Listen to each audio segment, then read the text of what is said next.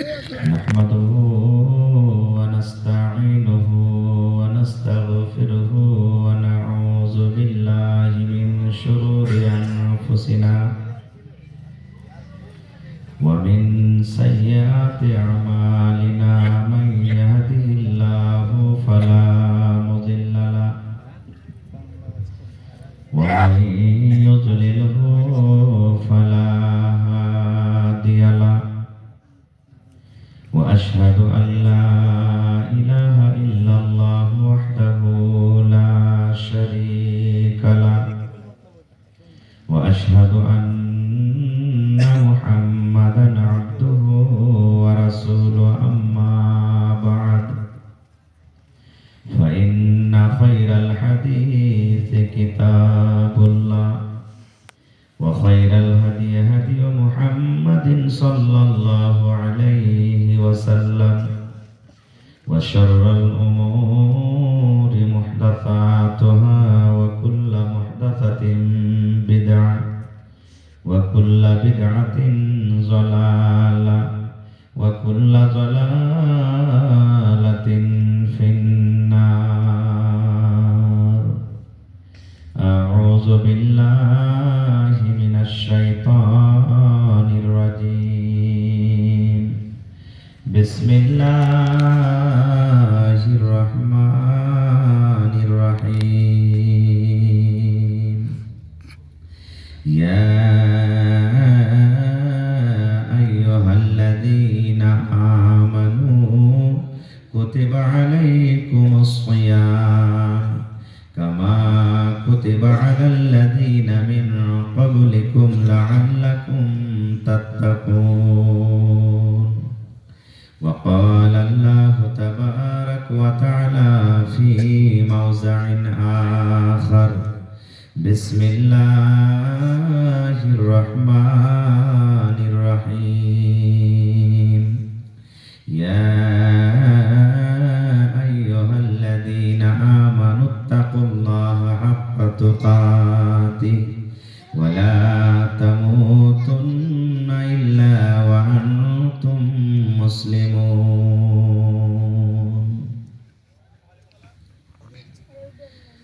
ওরে মুসলমান তোরা হারাস নাই মান। ওরে মুসলমান তোরা হারাস নাই মান। নমাজ পড়ো রোজা রাখো, নমাজ পড়ো রোজা রাখো, আর পড়ো কোরআন। ওরে মুসলমান তোরা হারাস নাই মান। যদি মানো পাক কোরআনের কথা, থাকবে না তোর গুনাহ খাতা। যদি মানো পাক কোরআনের কথা, থাকবে না তোর গুনাহ খাতা। পুলসিরাত পার করিবেন, পুলসিরাত পার করিবেন খোদা রব্বে দো জাহান। ওরে মুসলমান তোরা হারাস নাই মান। আর ওরে মুসলমান তোরা হারাস নাই মান। যদি করো নামাজ রোজা, থাকবে না তোর পাপের বোঝা। যদি করো নামাজ রোজা, থাকবে না তোর পাপের বোঝা। নামাজ হবে সঙ্গের সাথী, নামাজ হবে সঙ্গের সাথী। রোজা হবে তোর হাতের রুমাল। ওরে মুসলমান তোরা হারাস নাই মান। নমাজ পড়ো রোজা রাখো, নমাজ পড়ো রোজা রাখো, আর পড়ো কোরআন। ওরে মুসলমান তোরা হারাস নাই মান। কি করে কি আমল করলি একাই আলি একাই যাবে, কি করে কি আমল করলি একাই আলি একাই যাবে।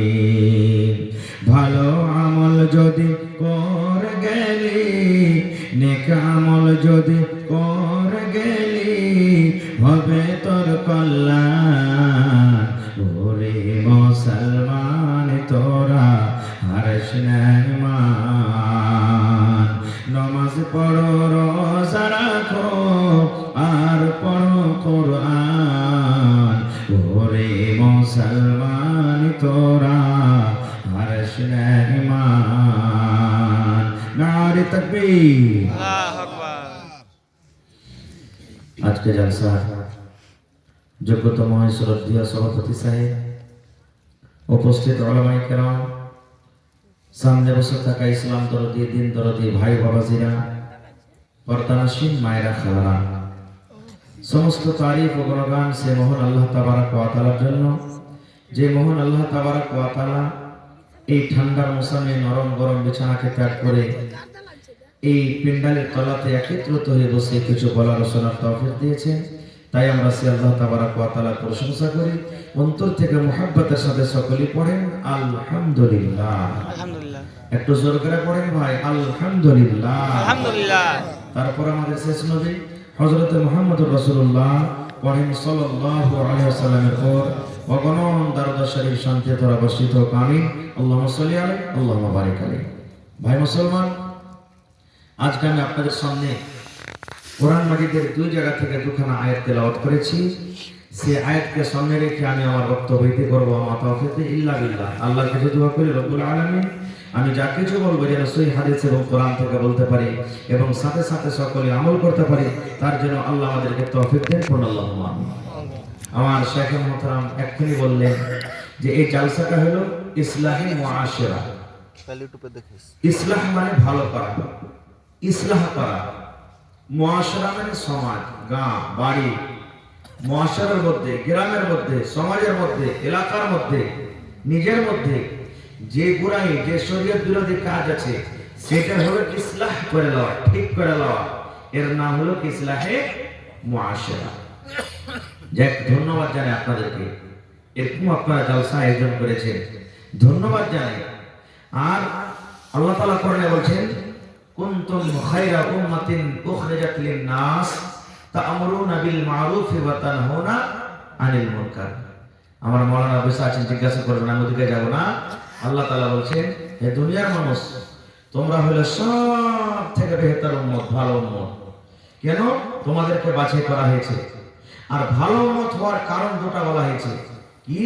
তা'মুরুনা বিল মা'রুফ ওয়া তানহাউনা আনিল মুনকার। যে লোকেরা ভালো কাজের আদেশ করবে আর মন্দ কাজ থেকে রুখবে, এরাই হলো আল্লাহর নিকটে সবথেকে বেহতর উম্মত। তা আল্লাহ তাবারক ওয়া তাআলার আয়াত অনুযায়ী আপনাদেরকে ধন্যবাদ জানাই যে আল্লাহ তাবারক ওয়া তাআলার আয়াত হিসেবে আপনারা হলেন সবথেকে উত্তম আল্লাহর কাছে বান্দা, খায়রুল উম্মাত হলেন আপনারা। আল্লাহুস সামাদ। তো ভাই আমার, আমাদের সমাজে কি একটা বুরাই আছে ভাই?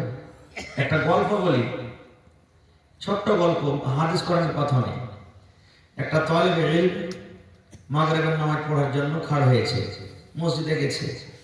যারা মুসাল্লিগণ আছেন তারা বলছেন যে ওস্তাদ তুমি নামাজটা পড়িয়ে দাও যখন এসছো। তো আল্লাহু আকবার বলে বুকে হাত বেঁধেছে, বায়াত বাণী পড়ে আলহামদুলিল্লাহ সূরা পড়াবেন, খাড়িয়ে আছে আর পড়ে না। খাড়িয়ে আছে 2-4 মিনিট যখন হয়ে গেল, কোন সূরা আর একটা পড়তে হবে, তার পিছন থেকে একটা মুক্তাদি আগা দিক দিয়ে যায়, কই যায় ওস্তাদ তুমি কার সূরা তোরা জানো না, তুমি খাড়িয়ে আছো চুপচাপ, আরে নামাজ তো আগে বাড়াও। তখন ওস্তাদ দেখো যে ভাই রে, আমি ভাইরা পুল করতে পারিনি যে কোন সূরা পড়বো। বুঝে কেমন কথা? বুঝি এতটি আমার সূরা মুখস্থ আছে যে কাকে দুঃখ দেওয়ার, কাকে সুখে রাখবো, কার মনটাকে দুঃখ দেওয়ার, কাকে আমি খুশি রাখবো বুঝতে পারি না। বুঝে কেন? সূরা নাম যদি পড়ছি তো সূরা ফালাক পড়ছে আমাকে পড়, সূরা ফালাক যদি পড়ছি তো সূরাতুল 3 পড়ছে আমাকে পড়, সূরাতুল 3 যদি পড়ছি তো সূরাতুল ফিল পড়ছে আমাকে পড়। তো ভাই কাকে পড়বো আর কাকে পড়বো না আমি কিছু ভাবতে পারি না। এই মতো ভাই আজকে আমাদের অবস্থা, কোন বিষয় নিয়ে আলোচনা করব, কোন বুরাই নিয়ে আলোচনা করব, কোন টপিক নিয়ে আলোচনা করব, সেটা কিছু বুঝতে পারা যায় না, মানে সব কিছু পুরাই আমাদের মধ্যে ঢুকে গেছে এখন। খালি যা হোক, এই যে রমজান আমার সামনে আছে, রমজানটাকে সামনে রেখে দুটো একটা কথা বলবো। আর রমজানে আল্লাহ তাবারক ওয়া তাআলার ভয় কেমন করে আমাদেরকে করতে হবে, আল্লাহর ডর ভিতরে আমাদেরকে কেমন করতে হবে, এর ডর সম্পর্কে দুটো কথা বলবো। আল্লাহ যেন আমাকে ভালোভাবে বলার, আপনাদেরকে শোনার এবং আমাদের সকলকে আমল করার জন্য তৌফিক দিন। আল্লাহ ভাই আমার, আল্লাহ তাবারক ওয়া তাআলার ডর যার ভিতরে থাকবে সে কোনোদিন গুনাহ করতে পারবে? জোরে বলেন, গুনাহ করতে পারবে? গুনাহ করতে পারবে না। আচ্ছা আপনারা বলেন তো, সিসি ক্যামেরা টিভি বুঝেন আপনারা? বড় বড় ব্যাংকে দোকানে লাগা থাকে। এবার যদি কোনো মানুষ জানে যে এই দোকানে সিসিটিভি ক্যামেরা লাগা আছে, ওই দোকানে কেউ চুরি করবে? জোরে বলেন, করবে? ভাই আমাকে হয়তো সরাসরি আপনারা দেখেন, মোবাইলে দেখেছেন, কেউ দেখে হবেন, কিন্তু আমি যতক্ষণ থাকবো একটু কথা বলতে হবে আপনাদেরকে।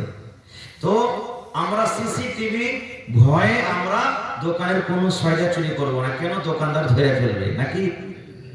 কিন্তু আল্লাহ তাবারক ওয়া তাআলা এই যে আমাদেরকে সিসি ক্যামেরা দিয়েছেন, তার থেকেও মজবুত। সিসি ক্যামেরা আজ আছে, ভেঙে যেতে পারে, ওর ক্যাসেট হারিয়ে যেতে পারে, ও খারাপ হয়ে যেতে পারে, কিন্তু আল্লাহ তাআলা দুটো যে সিসি ক্যামেরা দিয়েছেন আমাদেরকে, সুবহানাল্লাহ, যার নাম হলো কিরামান কাতিবিন, সব সময় থাকে, ফেরেশতারা থাকে সব সময়। দু টাইম ওদের বদলি হয়। আসরের টাইমে যারা আসে এরা ফজরের টাইমে চলে যায়, আর ফজরের টাইমে যারা আসবে ওরা ফের আসরের টাইমে চলে যায়। এই পাল্টিতে থাকে। এই ফেরেশতা সব সময় আমার আপনার ঘাড়ে এরা কিন্তু থাকে, কোনো টাইমে হটে না। কখন হটে? শুধু মাথাতে ছাতার মতো না। কখন? যখন আমি আপনি নিজের স্ত্রীর সাথে মিলামিশা যদি করি, সহবাস করি, ওই টাইমে মাথাতে যেমন ছাতা হয়, ওই ছাতার মতো উপরে থাকবে। তাছাড়া সব সময়তে আমার আপনার কাছে থাকবে। এবার বলেন, এতখানি পাক্কা সিসি ক্যামেরা সরব থাকা সত্ত্বেও আমরা যে গুনাহ করছি তা আল্লাহকে দেখে না? জোরে বলেন, আল্লাহকে দেখে না? আল্লাহ তাআলা কোরআনে বলেন কি, ইয়া আইয়ুহাল্লাযীনা আমানুত্তাকুল্লাহা হাক্কা তুকাতিহ। আল্লাহ রাব্বুল আলামিন ঈমানদার বান্দা বান্দীদেরকে ডাক দিয়ে বলছেন, হে আমার ঈমানদার বান্দা বান্দী। আল্লাহ রাব্বুল আলামিন ঈমানদার বান্দা বান্দীদেরকে কত ভালোবাসেন রে বন্ধু। এই জায়গাতে আল্লাহ রাব্বুল আলামিন যারা বেনামাজি, যারা দাগাবাজ, যারা ধোঁকাবাজ, যারা সুদখোর, যারা মদখোর, আল্লাহ রাব্বুল আলামিন ওদেরকে কিন্তু ডাক দেন না, ঈমানদার বান্দা বান্দীদেরকে ডাক দিয়ে বলছেন, এই আমার ঈমানদার বান্দা বান্দী, তোমরা আল্লাহকে ভয় করো। আল্লাহ রাব্বুল আলামিনকে ভয় করার মতন তোমরা আল্লাহকে ভয় করো। এবার আল্লাহ তাবারক ওয়া তাআলা 2 নম্বরে বলছেন, ওয়ালা তামুতুন্না ইল্লা ওয়া আনতুম মুসলিমুন। তোমরা যখন মরবে, তোমাদের যখন মত হবে, যেন মুসলমানের অবস্থাতে তোমাদের মত হয়, ঈমানের হালাতে যেন মত হয়, তোমরা যেন বেঈমান মুশরিক হয়ে যেন তোমাদের মত না হয়। সোজা তরজমা। তাহলে আমাদেরকে ভয় কাকে দেখে করতে হবে? যারা বলেন, কাকে দেখে করতে হবে? আল্লাহকে দেখে ভয় করতে হবে। আর যখন আল্লাহকে দেখে ভয় করব, তখন দুনিয়ার কোনো বুরাই, দুনিয়ার কোনো পাপ আমাদের কাছে আসতে পারে না। কেমন ভয় করতে হবে? একটা গল্প বলছি আপনাদের সামনে। আমার কাছে একটা বই আছে, বাংলার মাধ্যমে, গল্পের মাধ্যমে জ্ঞান। গল্প করতে গেলে জ্ঞান বাড়বে। আমাদের মতন আপনাদের মতন গল্প নেই, 4 দোকানে বসে গেলাম, এই অমুক দোকানে বসে গেলাম, গলিতে বসে গেলাম, ওইটা মূলবে কে কইলে মূলবে, ওর তো ভিতরে সবই ঘুরে ভরা আছে। অমুক হাজি, হ্যাঁ, ওর হজ কি আল্লাহ কবুল করবে? লোককে ঠেকে ঠেকে তো হজ করতে গেছে।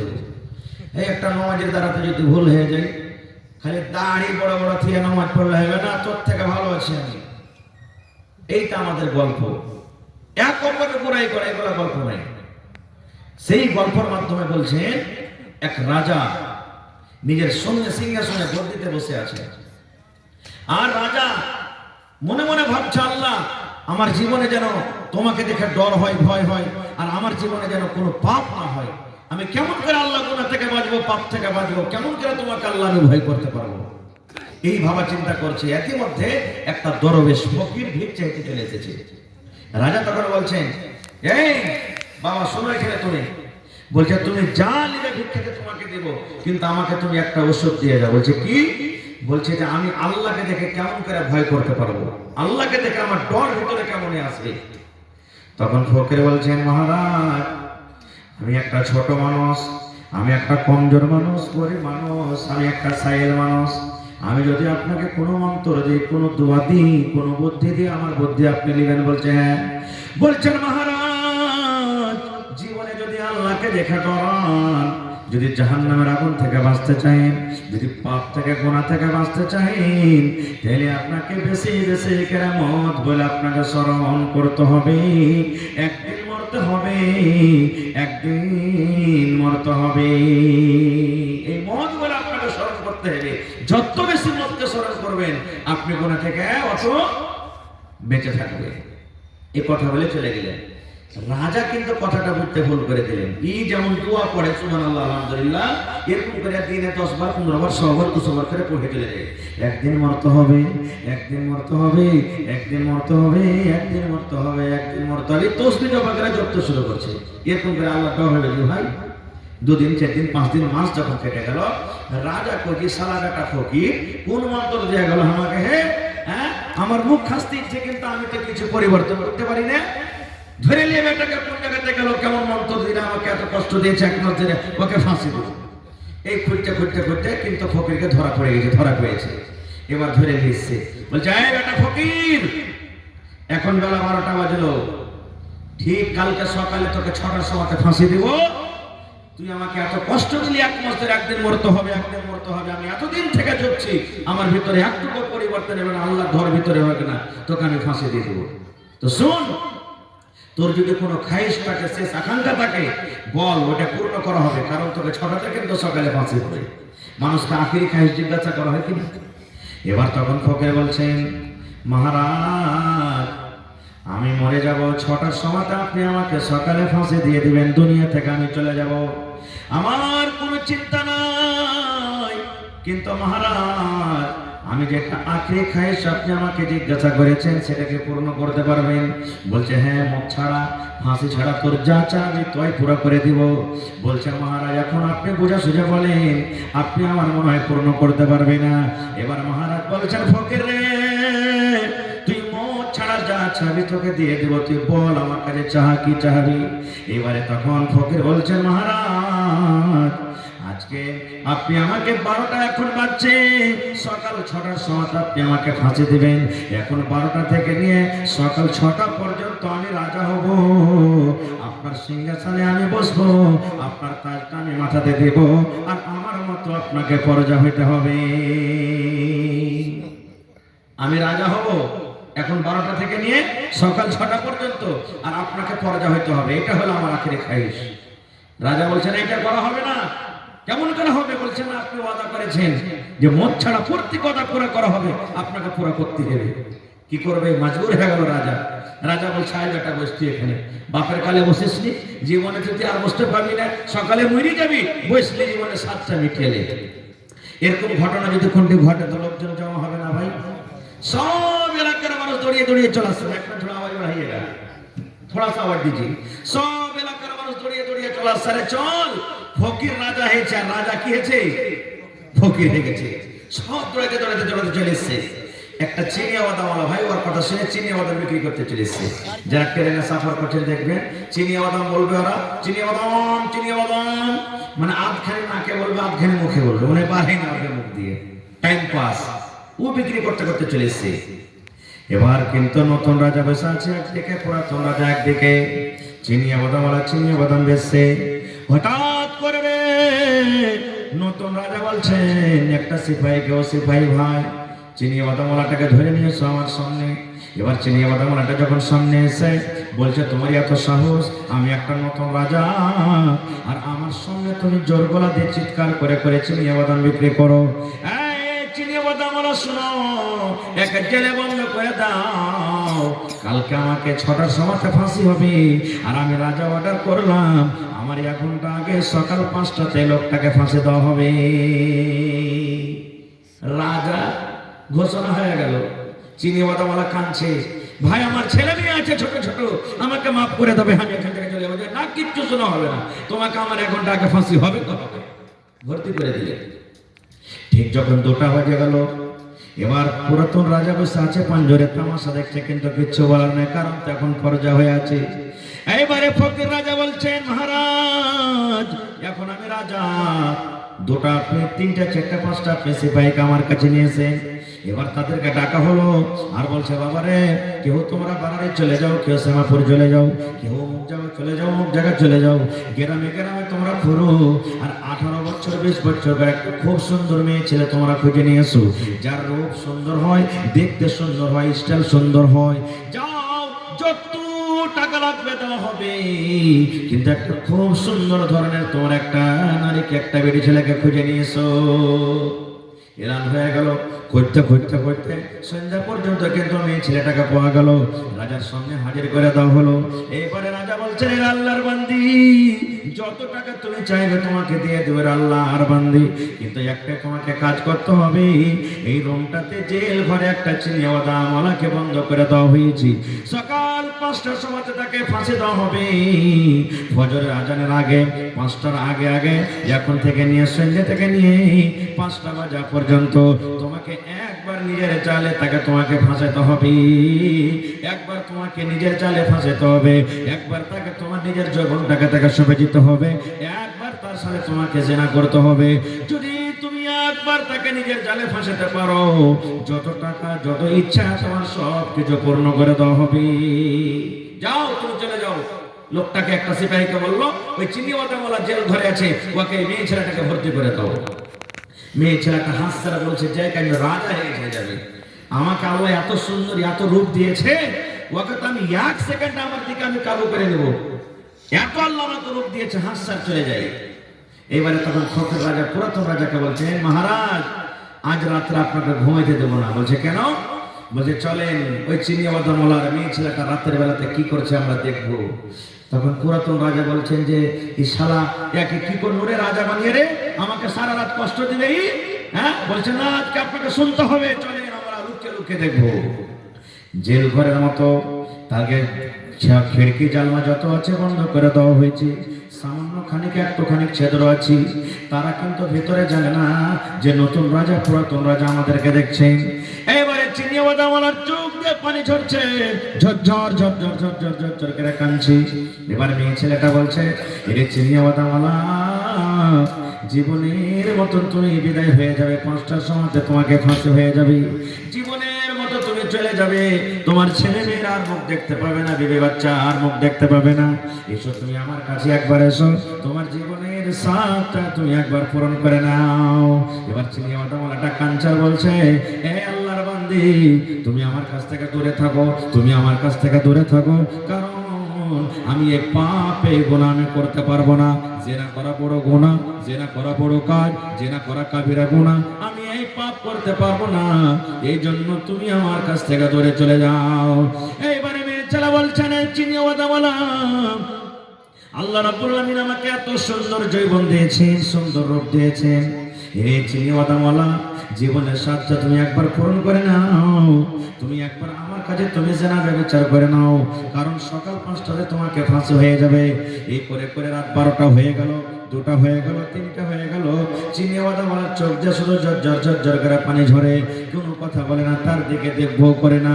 ঠিক 4টার সময় হয়েছে, শেষ বেলাতে এবার মেয়ে ছেলেটা এবার তখন বলছে, চিনিওয়ালা রে, এত সুন্দর মেয়ে ছেলে ঘরের ভিতরে, এত সুন্দর নারী ঘরের ভিতরে রেখে তুমি আমার দিকে গোটা রাত কেটে গেল, তুমি দেখলে না, এখন এসো এসো, এখনো সময় আছে, টাইম আছে, তুমি নিজের জীবনের সাথটা তুমি আমার কাছে একবার পূরণ করে নাও। এবার চিনিওয়ালাটা কি বলছেন দেখেন, রে আল্লাহর বান্দি, এই আল্লাহর বান্দি তুমি শুনে নাও, আমার মত সামনে আছে, 5টার সময় আমাকে ফাঁসি হয়ে যাবে, আমি মরে যাবো, আমার মত সামনে আছি, জীবনে আমি ভালো আমল করতে পারিনি, জীবনে আমি নেকি আমল করতে পারিনি রে, এই মতের সামনে, মতটা সামনে রেখে আমার সময় খুব কম, হায়াত খুব কম, আর এরকম টাইমে যদি তোমার সাথে আমি জেনা ব্যভিচার করে আমি সময়টাকে নষ্ট করি, আর আল্লাহ রাব্বুল আলামিন যদি আমাকে জিজ্ঞাসা করেন, বান্দারে জীবনে তুমি যা করেছো তাই করেছিলে, কম করে মতের সমাজে তুমি বাঁচতে পারতে, আমাকে দেখে ভয় করতে পারতে, এই জন্য আল্লাহর বান্দি রে, আমি মতের সমাজে তোমাকে দেখে, আমি তোমার রূপ দেখে, তোমার আমি সুন্দর যেতে, তোমার কাছে আমি যেতে পারবো না। আমি তোমার কাছে দিতে পারবো না। খুব ঠিক 5টা বেজে গেল।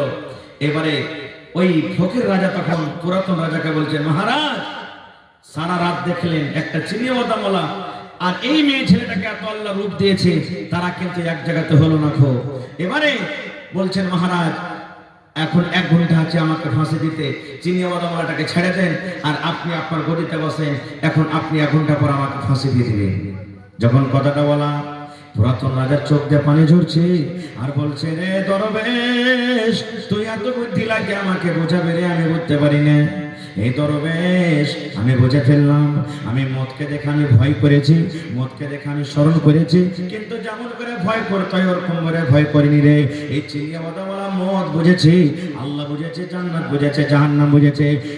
এক রাতে আল্লাহর ঘরে আল্লাহর ভয়ে সমস্ত গুনাহ থেকে বাঁচতে পারলো। আল্লাহর ডর তার ভিতরে ঢুকেছে, মদকে বলে এমন করে ভয় করেছে, সমস্ত ভয়ের কারণে সমস্ত বুরাই পাপ থেকে সে বাঁচতে পারলো। কিন্তু আমি যেরকম ভাবে আল্লাহকে দেখে ভয় করা উচিত, ওই মতো আমি আল্লাহ রাব্বুল আমিনকে দেখে ভয় করতে পারিনি, যার কারণে আমার ভিতরে কোনো পরিবর্তন এলো না। এই দরবেশ, এখন 6টা বেজে গেল, এখন আমি তোমাকে ফাঁসি দেবো না, তুমি এখন নিজের বাড়িতে চলে যাও। নারে তাকবীর! বোঝা গেল কি যে আল্লাহ